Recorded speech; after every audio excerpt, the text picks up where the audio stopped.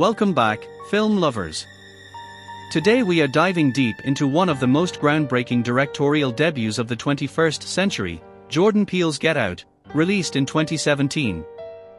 This is not just a horror movie, it is a razor-sharp social thriller that holds up a distorted mirror to liberal racism, cultural appropriation, and the exploitation of black bodies, all wrapped in a nerve-shredding, suspenseful package. By the end of this video, you will know every twist, every thematic layer, and my final verdict on this modern masterpiece. The film opens with a cold, unsettling prologue.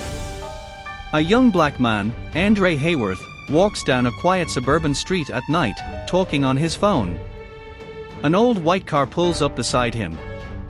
Before he can react, a figure in a knight's helmet attacks and chokes him into unconsciousness, then stuffs his body into the trunk. The car drives away into the darkness. It is a perfect, spine-chilling teaser, a stranger abduction that feels random but will later reveal itself as a cog in a terrifying machine.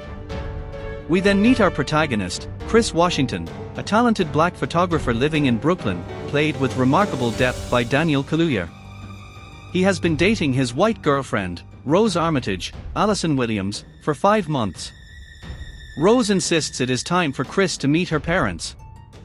Chris is hesitant, he asks if her parents know he is black, but Rose assures him it will be fine, claiming he is her first black boyfriend. Reluctantly, Chris agrees, and they drive upstate to the Armitage family estate. Upon arriving at the sprawling, picture-perfect property surrounded by woods, Chris meets Rose's neurosurgeon father Dean, Bradley Whitford, her hypnotherapist mother Missy, Catherine Keener, and later her aggressive, unhinged brother Jeremy, Caleb Landry Jones. Immediately, something feels off beneath the polite, over-accommodating smiles. Dean makes forced, awkward comments about how he would have voted for Obama a third time, and Missy stares at Chris with a cold, calculating intensity that borders on predatory. Chris also meets the estate's 2 black staff members. The housekeeper Georgina, Betty Gabriel, and the groundskeeper Walter, Marcus Henderson. Their behavior is profoundly disturbing, not stereotypical, but uncanny. Georgina speaks in a dated, overly formal manner and stares at her own reflection as if she does not recognize it. Walter moves with a stiff, mechanical gait and hardly speaks. Chris attempts to connect with them as fellow black people in an overwhelmingly white space, but they act as though their very consciousness has been tampered with. That night, Chris goes outside for a cigarette. Through their window, he observes the staff behaving strangely. When he returns inside, Missy corners him in her home office. Under the pretense of helping him quit smoking, she conducts a hypnotic session, triggered by the rhythmic clinking of a silver teaspoon against a teacup. Chris finds himself paralyzed, trapped in a dark, bottomless void that Missy calls the Sunken Place, a space where his consciousness is imprisoned while his body remains under external control. It is one of the most terrifyingly original concepts in modern horror, a visceral metaphor for systemic marginalization and the silencing of black voices. The next day, dozens of wealthy, elderly white guests arrive for an annual garden party hosted by the Armitages. Chris becomes the center of attention in a deeply unnerving way. Guests touch his biceps without permission, interrogate him about his sex life, and comment on how black is in fashion. One blind art dealer, Jim Hudson, Stephen Root, takes a particular interest in Chris's eyes and talent. Later, Chris and his best friend Rod, Laurel Howery, who provides brilliant comic relief over the phone, realize that one of the guests, Logan King, is actually Andre Hayworth, the missing man from the opening scene. Andre has been reduced to a puppet, and when Chris's camera flash triggers him, he momentarily breaks through, bleeding from the nose and screaming the film's title. Get Out. Chris finally discovers a disturbing box of Rose's photos in her closet, images of her with multiple black partners, including Andre, Walter, and Georgina. She was never just a loving girlfriend, she has been a predator this entire time. When Chris tries to escape, the family drops their masks. Missy triggers their hypnosis, and Chris wakes up bound to a chair in the basement. A videotaped presentation by Rose's grandfather Roman reveals the horrifying truth. The Armitages belong to a secret cult called the Order of the Coagula.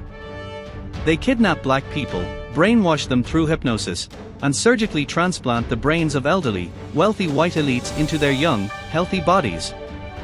The original consciousness is not completely erased but instead imprisoned forever in the sunken place, reduced to a helpless passenger.